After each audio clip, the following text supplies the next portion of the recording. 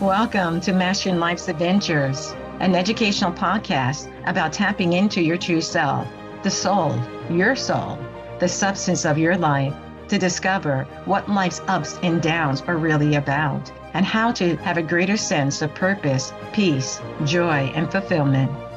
I am Dr. Judith Holder, your host, coach, psychologist, fellow seeker who enjoys diving into the connections between spirituality, psychology, wellness, and your everyday life's adventures. All preparing and polishing you like the facets of a magnificent diamond to be your best self.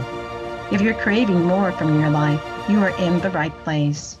Come, let's journey together and transforming what you know into who you really are. Mastering Life's Adventures begins now.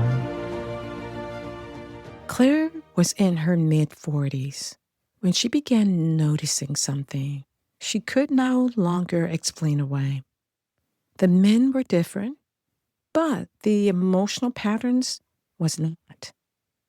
One was quiet and distant. One was charming but inconsistent. One seemed spiritually open in the beginning, but over time became unavailable in the very places where Claire most needed presence, honesty, and emotional steadiness. Different men, same ache. Different beginnings, same emotional ending. And that is when the deeper question begins. Not simply, why is he this way? Not even, why does this keep happening to me? But what is my soul still repeating because I have not yet learned how to be free? That is where we are going today. I'm back with another key to soul progress, and it's about relationship patterns. This is episode 2 of our July Summer Love Series, and last week we named the ache that can happen when a relationship or marriage begins to feel emotionally distant. That episode was about recognizing the drift. Today is different. Today is about recognizing the pattern beneath the drift, because the drift may explain what is happening now, but the pattern reveals why the soul may have entered familiar emotional territory again. This is not about blaming yourself. It is not about excusing emotional neglect, immaturity, betrayal, inconsistency, or spiritual avoidance. It is about becoming conscious enough to ask, what am I learning through this experience? And what part of me is ready to stop choosing from the old wound? The key is simple, but it goes deep. Your relationships are mirrors, and sometimes the mirror keeps returning until the soul finally sees what it came to learn. So in that relationship pattern, don't think of it as punishment, but think of it as a mirror. And once the soul sees the pattern clearly, freedom becomes possible. So Claire was in her mid-40s, successful in many visible ways, and deeply thoughtful. She could hold a room together, help a friend through crisis, sense when someone else was hurting. But in love, something kept happening that made her feel powerless. At first, each relationship seemed different, enough to convince her the pattern had changed. One man was dependable, but emotionally closed. Another was expressive and affectionate in the beginning, but only when things were easy. When they became more challenging or difficult, his demeanor started to change. And another talked about spirituality, purpose, and growth. But when Claire needed real emotional accountability, he became vague, defensive, and unavailable. For a while, Claire focused on their differences. She told herself, this one is not like the last one. And on the surface, that was true. But the soul does not only read the surface. The soul recognizes energy, repetition, and unfinished lessons. The deeper pattern was what happened to Claire when they did. She became careful. She softened her knees. She waited longer than she wanted to wait. She explained away what hurt her. She tried to become less difficult, less emotional, less direct, and easier to keep. That was the soul clue. The repeated lesson was not only, why do I choose emotionally unavailable men? The deeper lesson was, why do I become less faithful to myself when love feels uncertain? That is where the mirror became uncomfortable. The relationship was showing Claire the place where she still believed love had to be earned, managed, or protected by self-abandonment. And once she saw that, she could no longer pretend the lesson was only about him. A mirror does not create the image, it reveals it.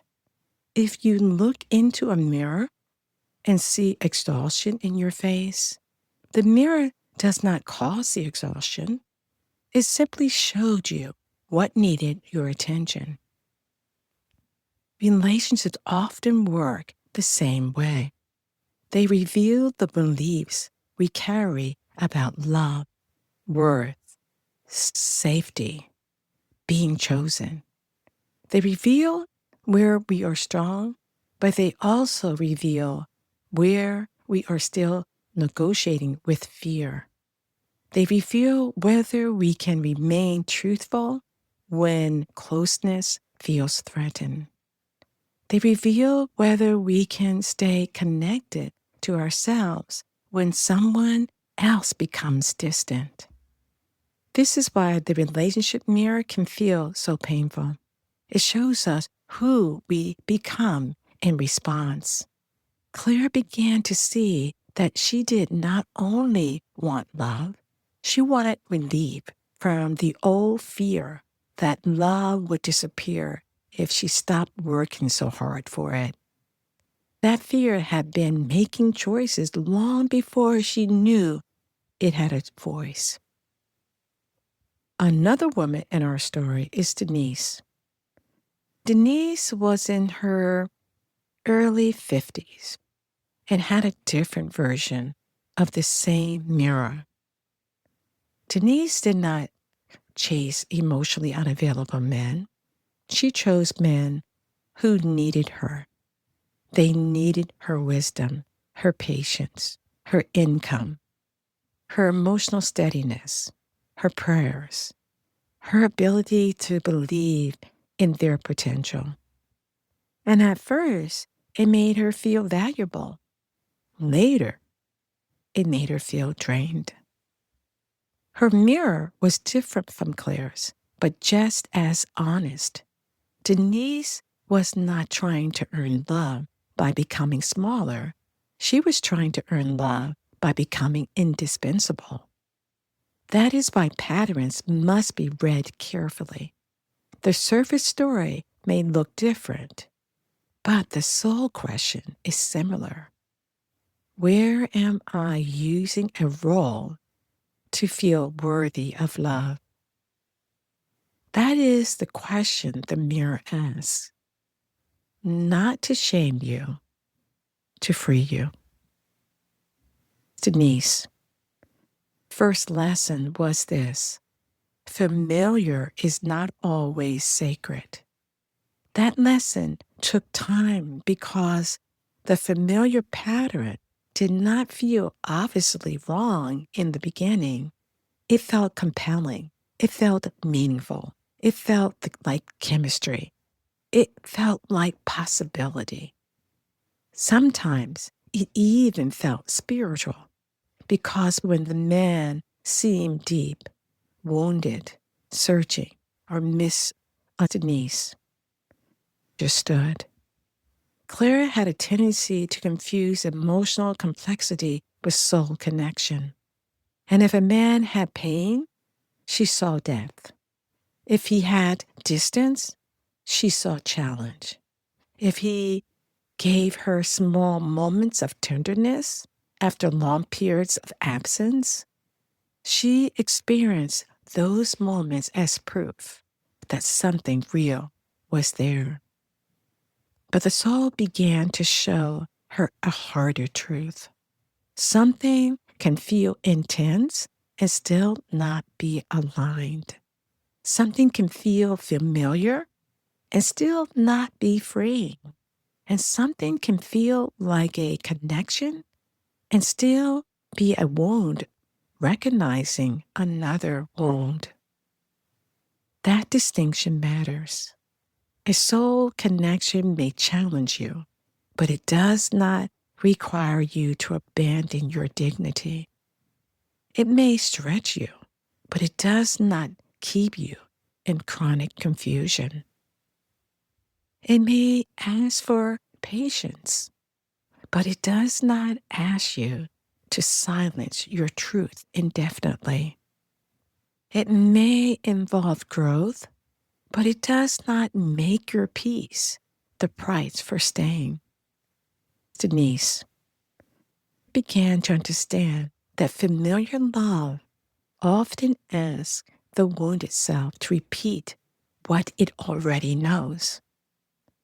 Sacred love invites the soul to become more whole, more honest, more awake. That was new for her. She had spent years asking, "Does he love me?" Now she began asking, "Who am I becoming while trying to be loved by him?" And that question changed the pattern. From a spiritual perspective, reoccurring relationship patterns are not random. They are part of the soul's curriculum. That does not mean every relationship is meant to last. It does not mean every painful bond is divinely approved. And it does not mean a woman should stay in something that diminishes her spirit simply because there may be a lesson to learn. Sometimes the lesson is the reason to wake up. A relationship can be karmic without being permanent. A relationship can be meaningful without being healthy. A relationship can teach the soul without being the place where the soul is meant to remain. Karma, understood spiritually, is not punishment. It is unfinished learning. It is the energy of a pattern that keeps seeking completion. When the woman keeps meeting the same kind of emotional experience, her soul may be trying to bring something hidden into the light.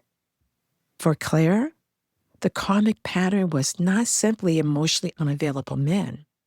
That was only the outer form. The inner lesson was learning not to leave herself when love felt uncertain.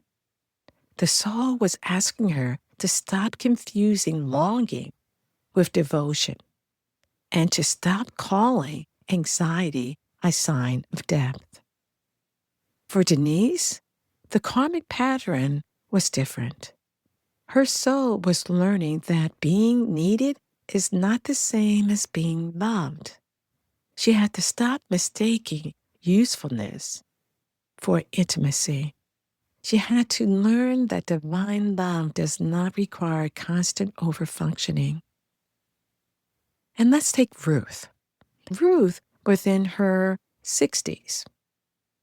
The pattern appeared as staying too long.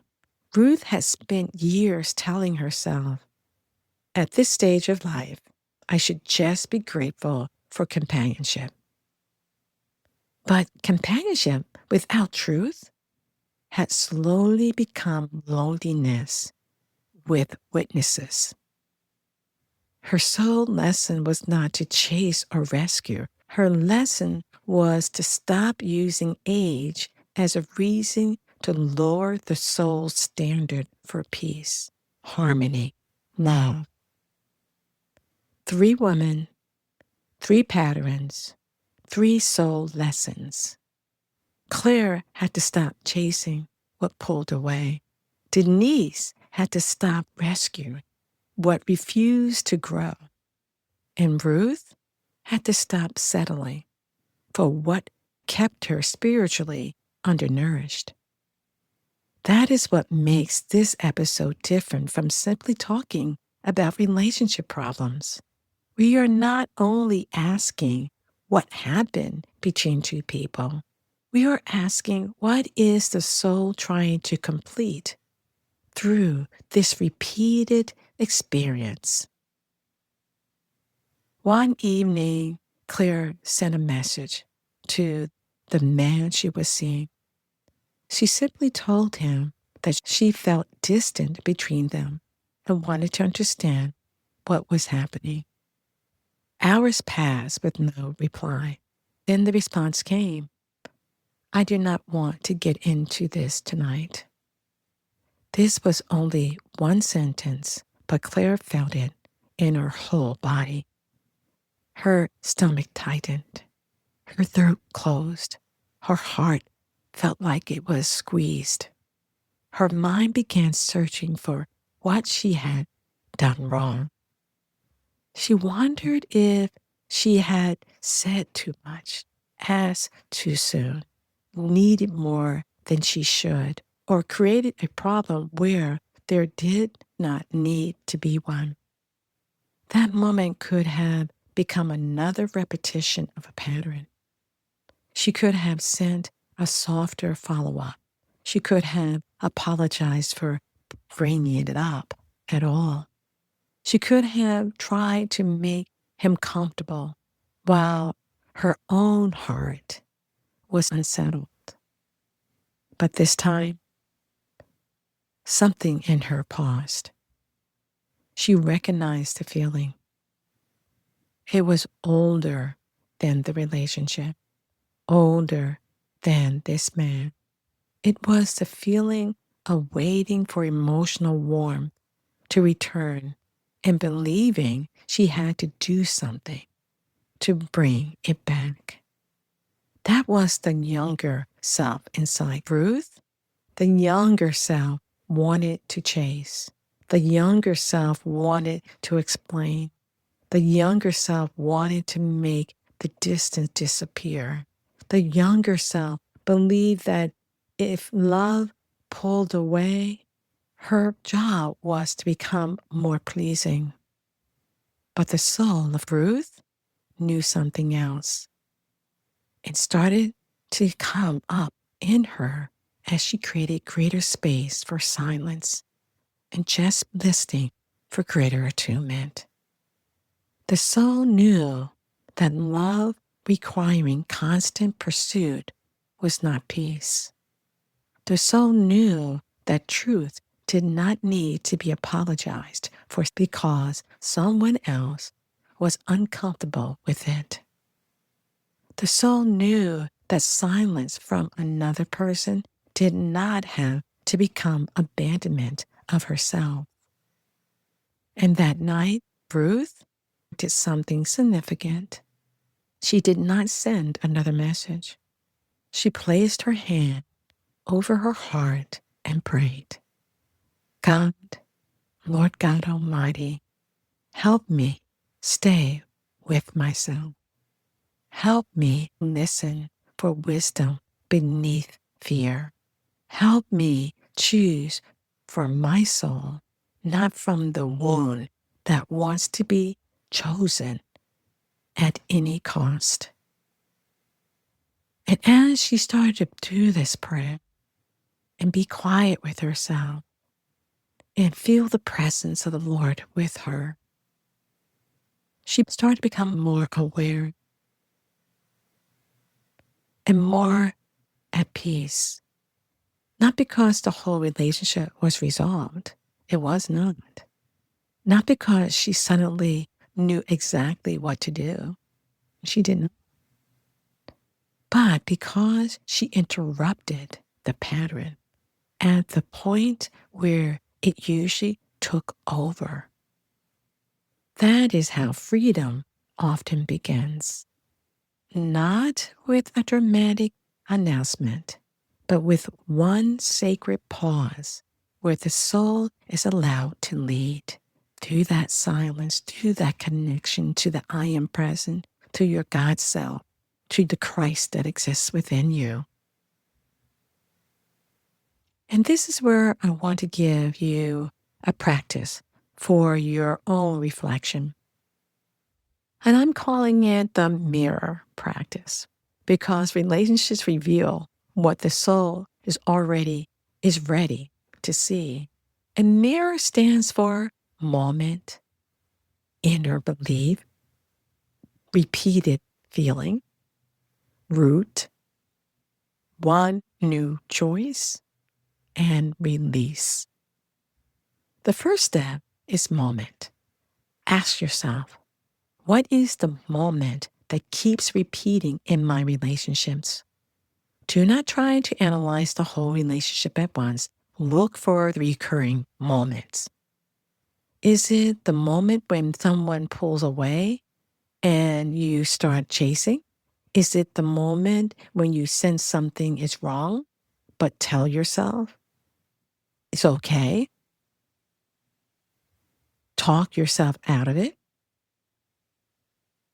Is it the moment when you want to say no, but agree because you do not want tension? Is it the moment when you become a caretaker, the fixer, the patient one, the understanding one, the one who needs almost nothing? Reflect on it. What is those moments? The second step is inner belief.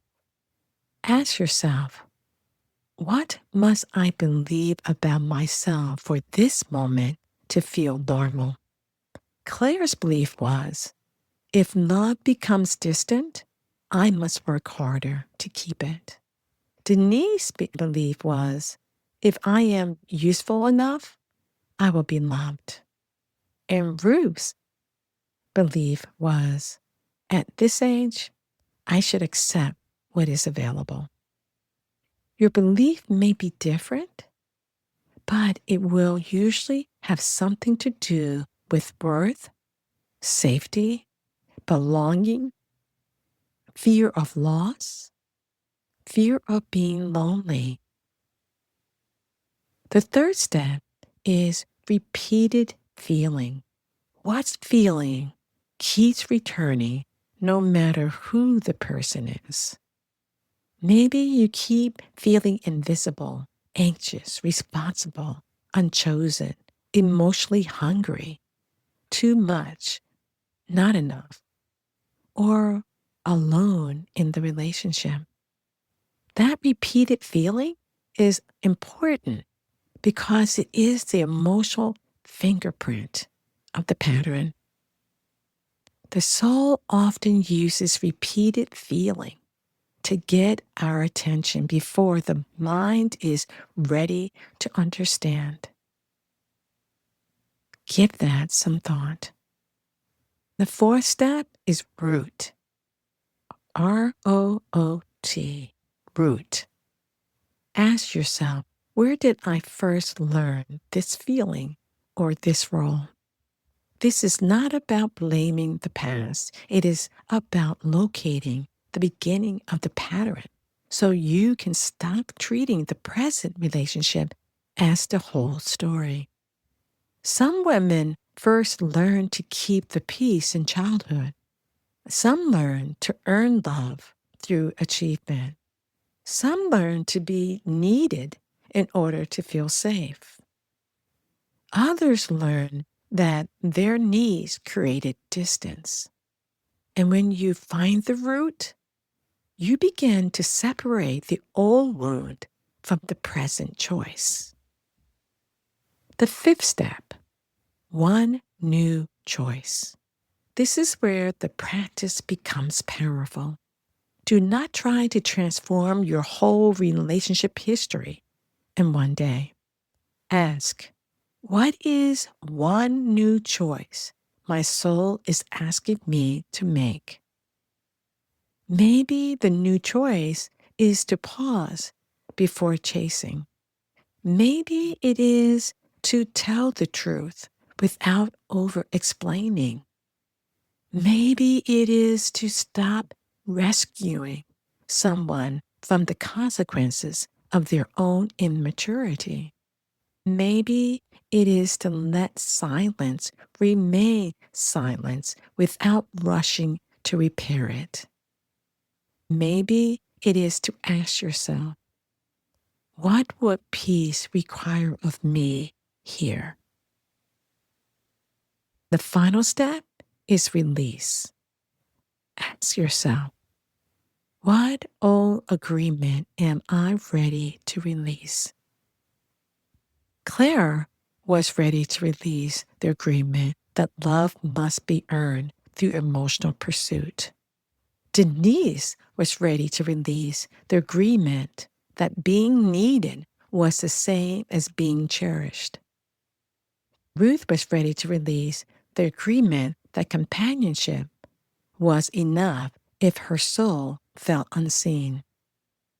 Release is not always instant. Sometimes it begins as a prayer. God, help me release the pattern without hatred, bitterness, or resentment. Help me to learn from the experiences without staying bound to it.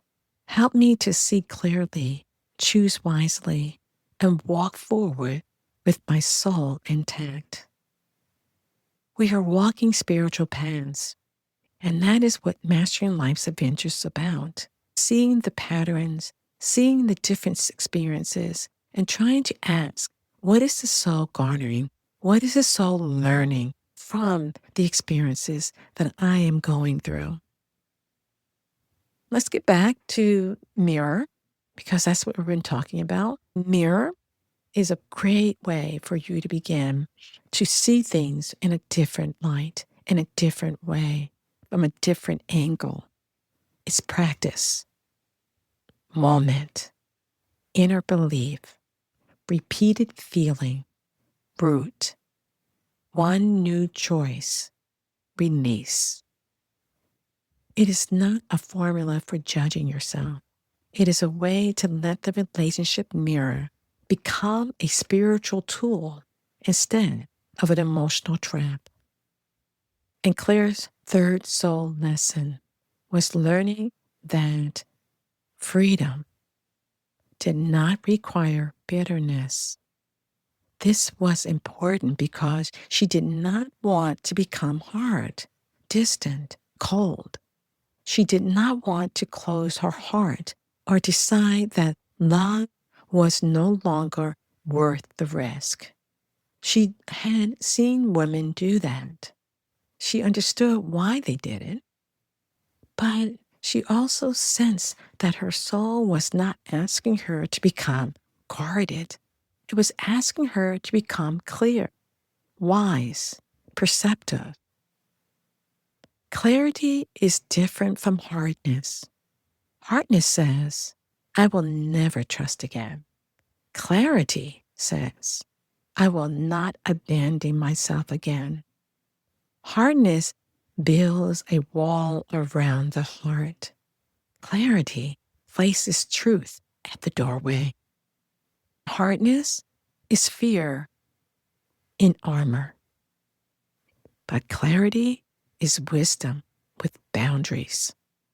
And as Claire continued reflecting, she began to notice the precise moments when the old pattern wanted to return. She noticed that she wanted to lower her needs and call it maturity. She noticed when she wanted to make excuses for inconsistency and call it compassion.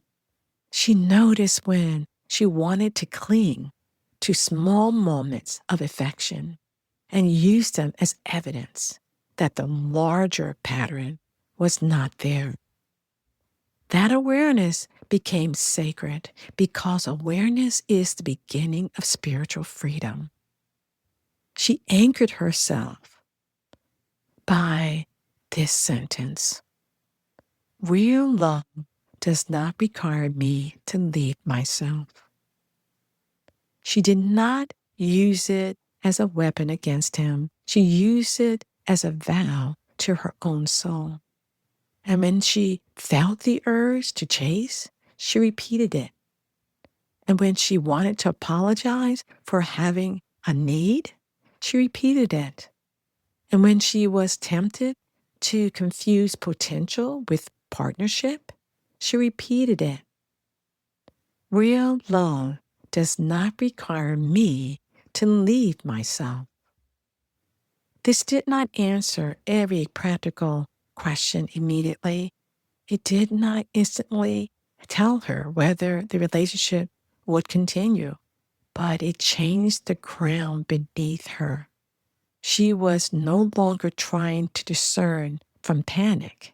She was no longer letting the younger wound make adult choices, adult decisions. She was learning to listen from the deeper self, the wiser self, the soul that could love without disappearing. And for many women in midlife, that is the beginning of this sense of freedom, of openness, of having greater centeredness in oneself in the midst of the relationship. And I want to leave you with this.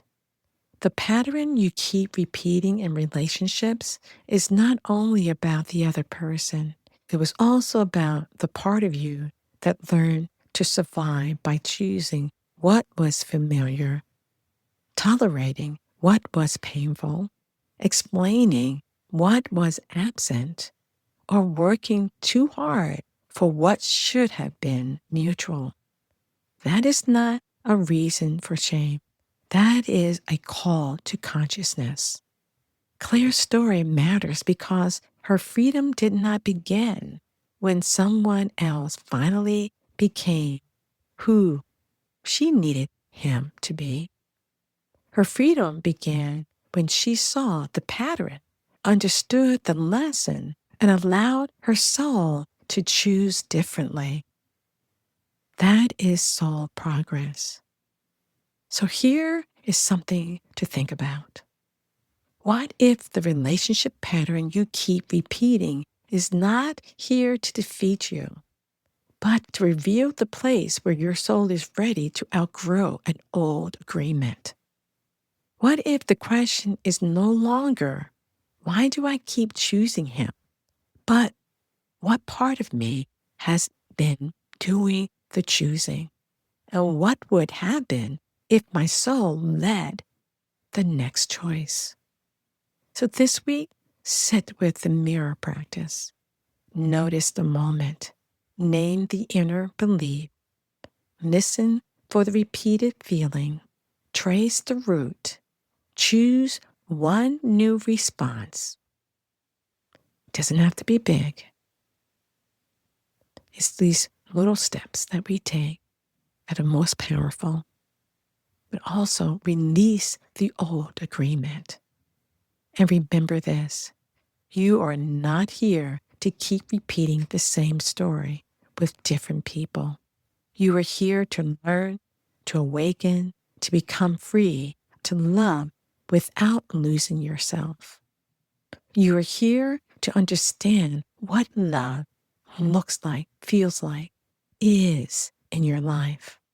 What is the difference between divine love and human love?